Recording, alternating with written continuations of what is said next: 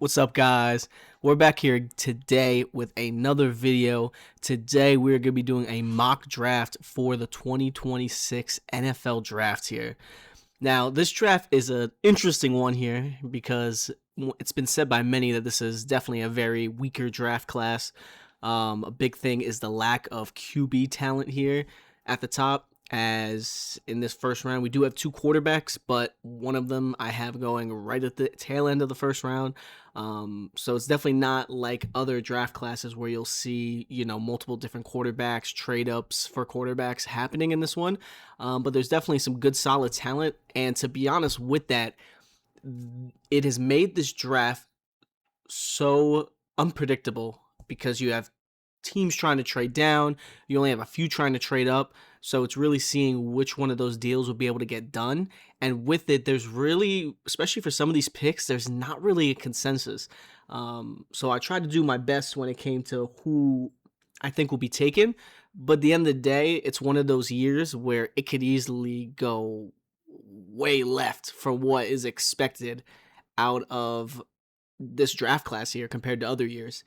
So to start off, we're going to start off here with the Raiders. I'm not going to go too much into it. They're taking Fernando Mendoza, quarterback out of Indiana. It's been put in as the pick for months now at this point, and that's not going to change. There's a reason why they've been so bad and didn't really roll in with any QB talent. So Mendoza is going to there. There's not much to explain.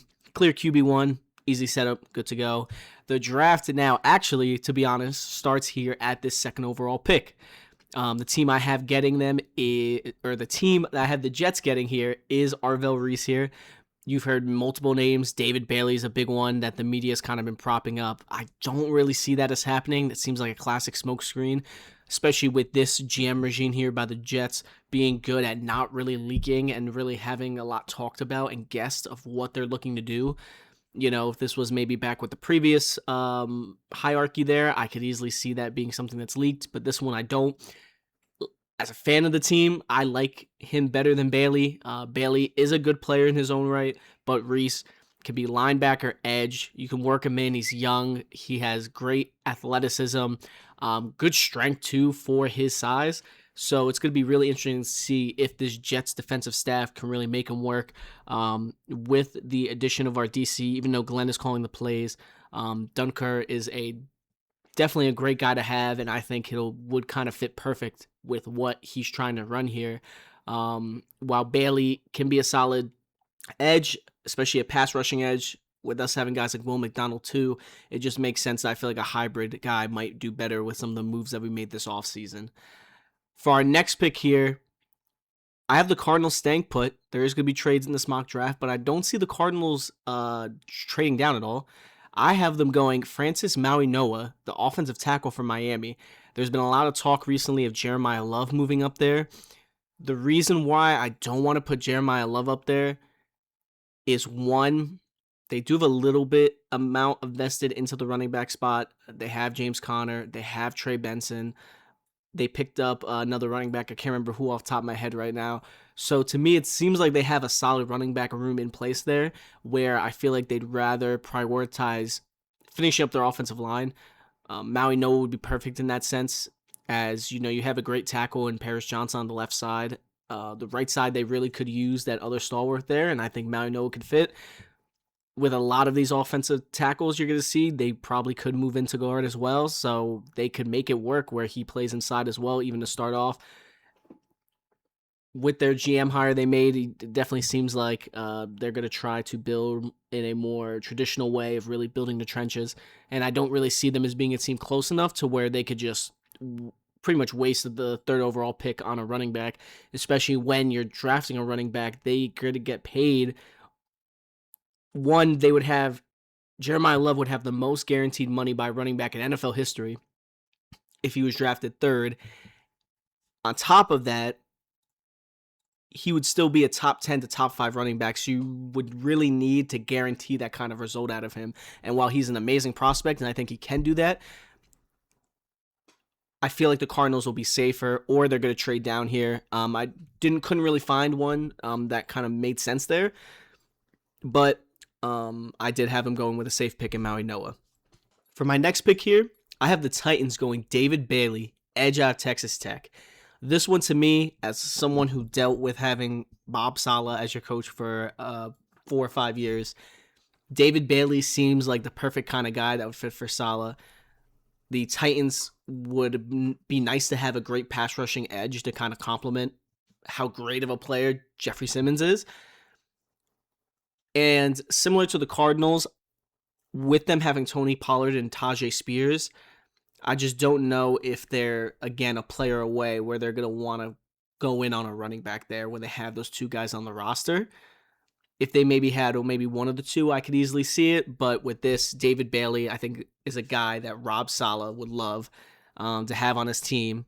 With him being there, you now have that pass rushing edge, great athleticism. I mean, gives me Will McDonald vibes, which is someone that Rob Saleh definitely liked. So I think in his first draft, Saleh's going to stick to what he knows best, and he's going to want to improve that defense. So David Bailey's going to go number 4. Now, number 5, I have the Giants here pulling the trigger and taking Jeremiah Love off the board here, running back from Notre Dame.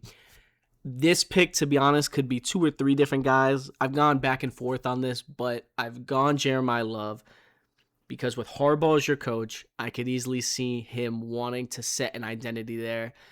They do have Scat, but to me, Scat, while he did have a solid first year, I don't see him as an every down starter for you.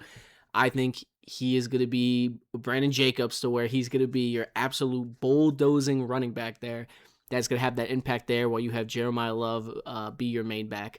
So, I think Jeremiah Love's going to go there. The Giants going to get great value out of that. I think the pick is far enough down the board where money-wise it also makes sense compared to the other two teams where for them monetarily, it sounded like it was too much. I think the Giants here will take Jeremiah Love. They're just going to take the best player available. And with John Harbaugh wanting to establish a run game like he did with the Ravens, helps out Jackson Dart and just makes everything easier. I think they can get a wide receiver either with this next pick they have, or to be honest, with their pick in the second round, I think they'll have other options that could be complementary to Malik Nabers over there. For my next pick here, I actually have a trade going on. So the Browns are actually going to trade with the Cowboys. You probably have seen this in a decent amount of mock drafts with the Cowboys trading up. Now, the main person you've seen mostly is Sonny Styles. And while he would be a good fit, a great fit actually, with the Cowboys, I actually have the Cowboys here taking Ruben Baines. So they're going to be sending 12 and 20 over to the Browns, and the Browns are going to give them the 6th pick. I have a swap later in the draft to have the Cowboys move up a little bit. So that's kind of got to balance out the value a little bit, because I know a lot of Cowboys fans have been iffy on 2 of having 12 and 20 included in a trade, as they might not be a team away, but player away, sorry. I see Ruben Bain as the guy. I know he has the story that's come out with the car accident thing. I think since teams have known about that, and jokingly enough, I think having something like that has actually boosted his chances on the Cowboys draft board, as they seem to get players that have character flaws, character concerns is the best way to say that. So with that there, definitely see Ruben Bain as a guy. Great player, not the best arm length, but outside of the iffy physicals, he is absolutely a game wrecker there, and a great player that would fit on there. With his size, he can play fully outside. He can kind of almost be, I would say, like similar to a JFM, John Franklin Myers, who could play both outside and inside depending on what alignment you're running. So I think they're going to go edge instead of linebacker, especially with edge being one of the more valuable positions in the NFL, and linebacker, similar to Jeremiah Love falling a little bit. I just don't see a team banking on Sonny Styles to become Fred Warner, pretty much. With our next pick, we have the Washington Commanders, and the Commanders are going to draft Carnell Tate. Now, Sonny Styles is definitely one I went back and forth on. Mansour Delane was another one too. I think overall they're going to go with Tate. I think they'll see him as one of the best receivers up there. I think in general, if they're not going to address the offensive line, wide receiver would be best, because now you have a great second option to put next to Scary Terry.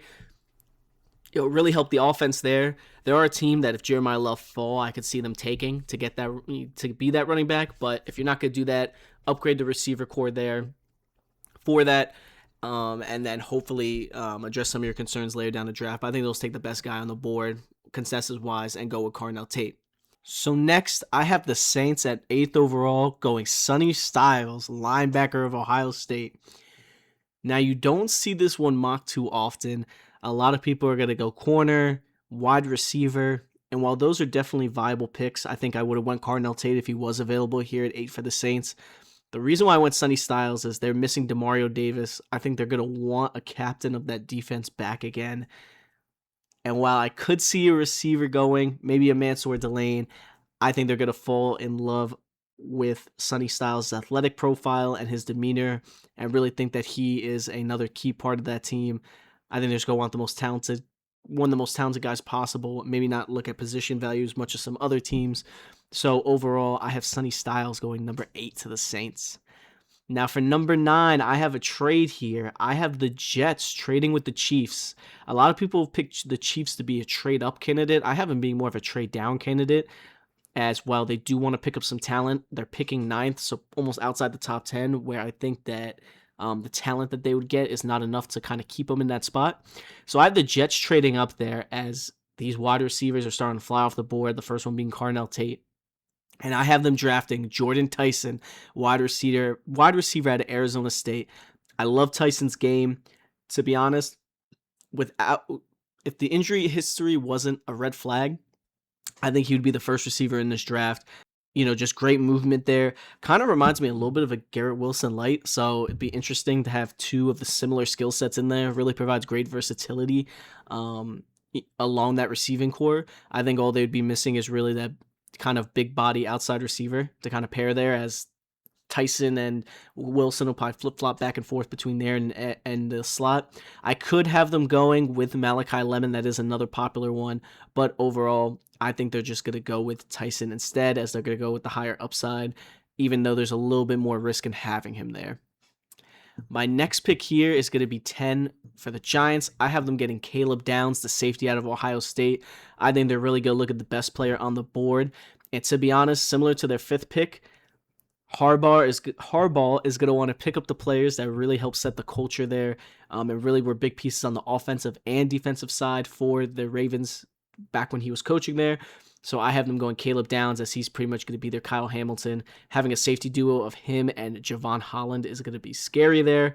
Sonny Styles probably would have been their next preferred pick, I feel like, if he was still available at 10. But with the Saints getting him, they go to their second option in Caleb Downs, who would fit perfectly as a piece for Harbaugh to use on that team. You really get things could be a big plus for them after they help the offense there with that number 5 pick. Next, I have the Dolphins going Mansour Delane at number 11 there.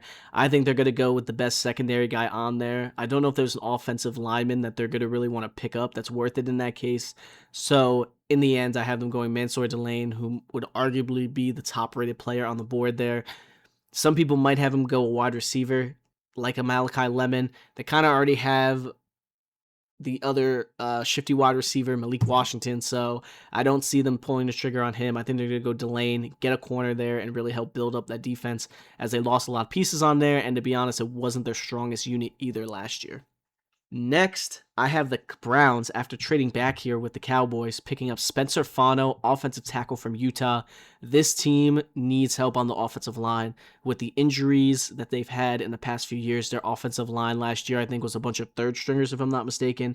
They really need depth on there. Fano slots in great. He could be a tackle or a guard for you. The only issue you might run into is he's not really a left tackle there as much, as at least projected as much for the NFL. So that'll be, maybe he could fit there. I don't think they moved Dewar Jones over, but either way, he can still be a starting guard for you there and really help solidify the interior of that line while you're waiting to try to find that franchise left tackle. Next, the Rams I have here. In my previous iteration that I did of a mock draft, I actually had them trading up here, but luckily the guy that they've wanted the whole draft cycle finally falls to them here, as they pick up Makai Lemon with the 13th pick. I was thinking of maybe having the Browns pick up Lemon there, as he would be a complementary piece there with some of the bigger targets that they have, and the route running technician that they have over there in Jerry Jeudy. But I have the Rams picking him up there. They're thanking their lucky stars that he falls to them there, and he will be a perfect complement. Puka is wilding out right now. Devontae's getting older, so he's going to be a perfect guy you could just throw in the slot and let Sean McVay use as an absolute weapon and Swiss Army knife for this team. For my next pick, I have the Ravens going Ola Vega Owane, offensive guard from Penn State. Oof, talk about a name there to have to pronounce. Either way, I think one of the best guys on the board. F positional value. They need a guard there as they lost their top, or not their top guard, but one of their starting guards and their center in the draft. So they're going to want to solidify that offensive guard spot. Put in Owane. Fits the kind of power run system that the Ravens would love to run, and just help solidify Lamar Jackson in that offense there. I think they can pick up some other pieces later in the draft, especially on defense there. So with that, get the offensive line in order, protect your biggest investment, which is your franchise QB, to be honest with you. Next, I have a pick that pretty much everyone has mocked for the Buccaneers throughout the draft process. Akeem Mesidor, edge from Miami, going to them at this pick. Pretty simple here.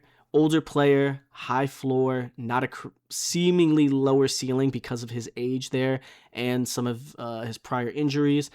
I think for the Buccaneers, they are going to take the chance on it. They want to compete now while they have Baker here playing well. Todd Bowles is kind of running on his last leg. I think they're going to push to get more of a win now player for them.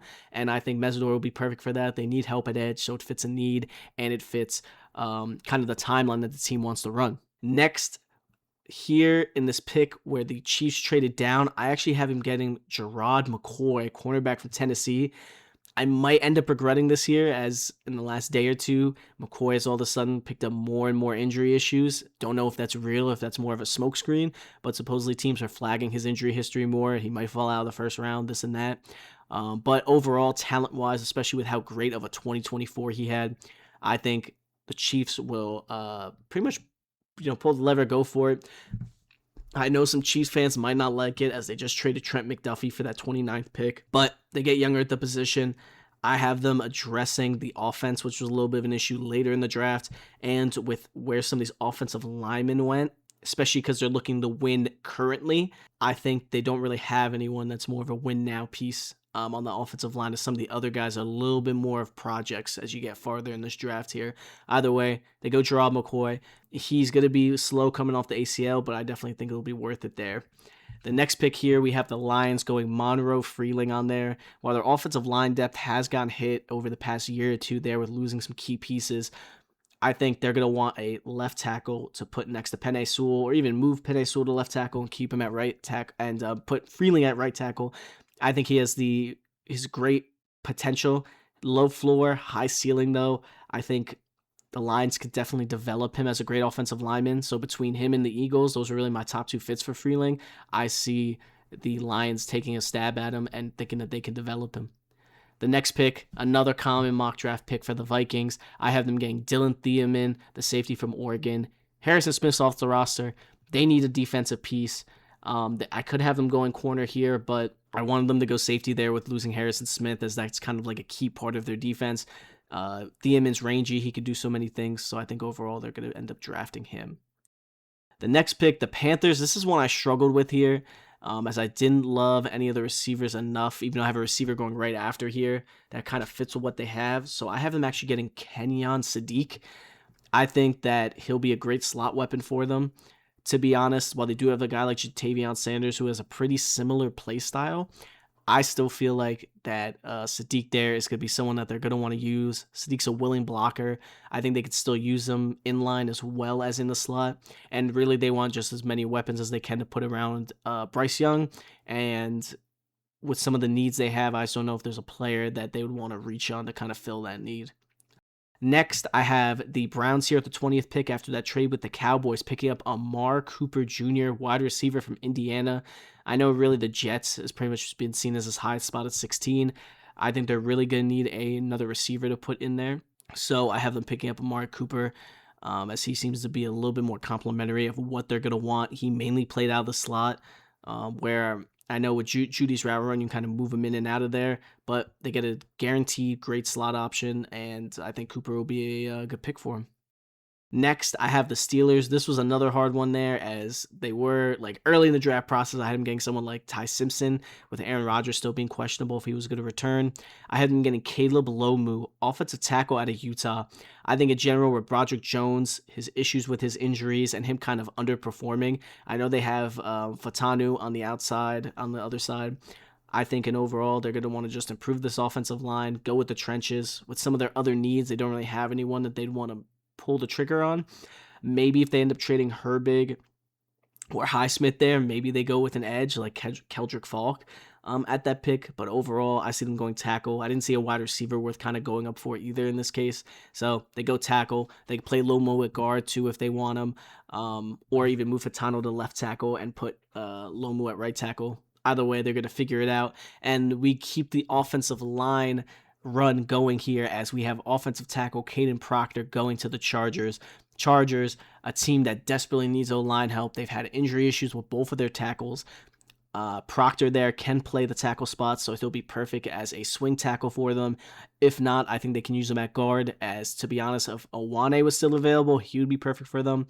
They go with another offensive lineman, the big guy, big enough where they can move him into guard and he could still be effective there. And I think no matter what, they want to improve this offensive line to give Justin Herbert some kind of relief back there behind that line and be able to compete there this upcoming season.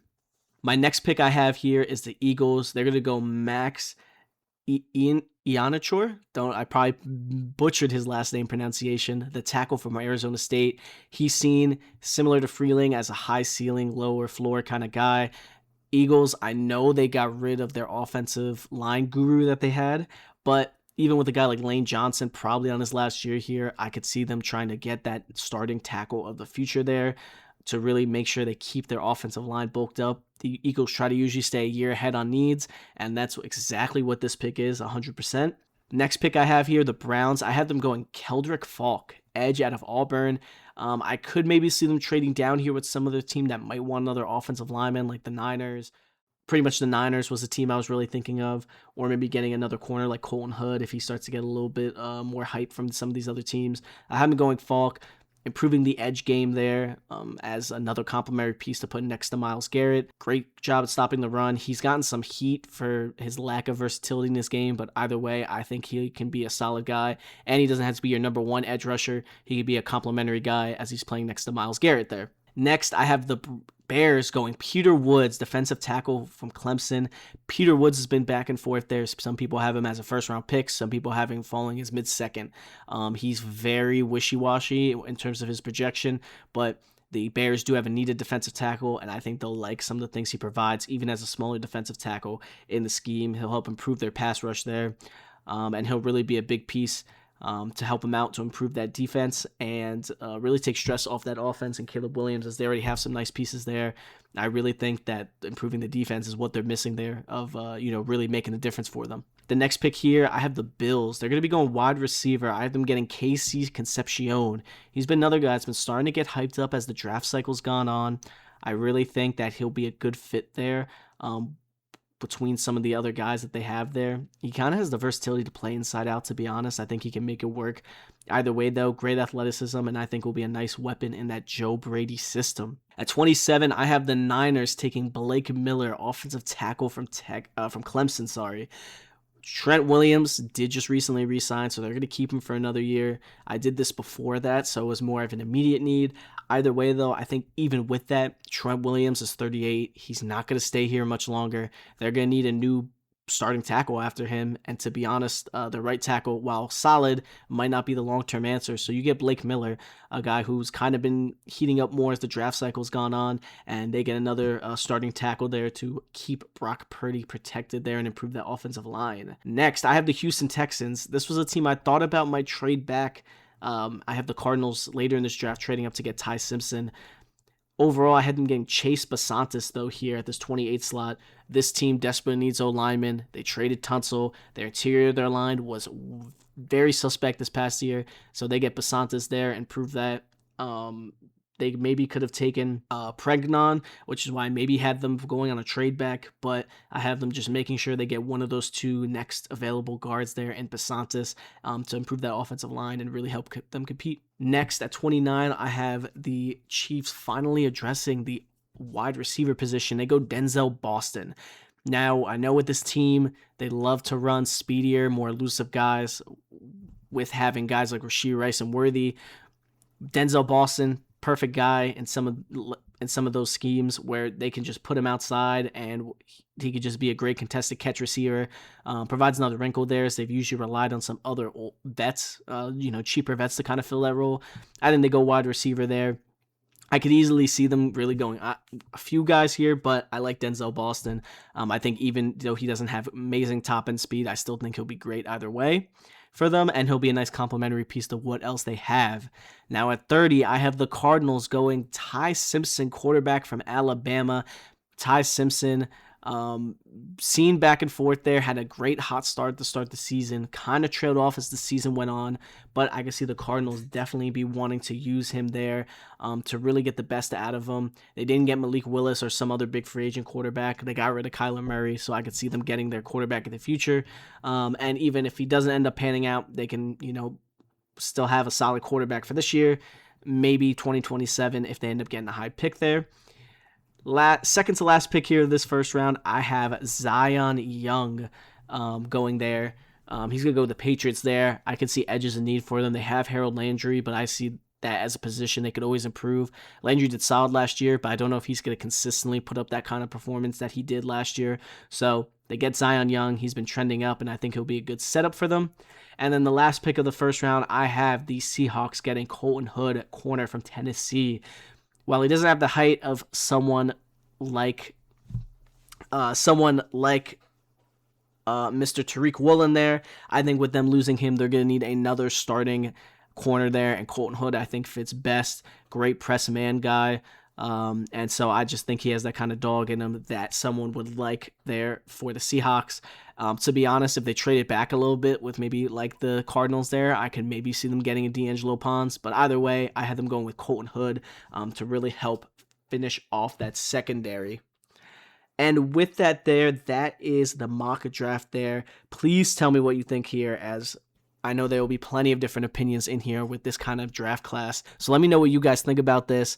Either way, though, love to talk to y'all about that. I will see you next video.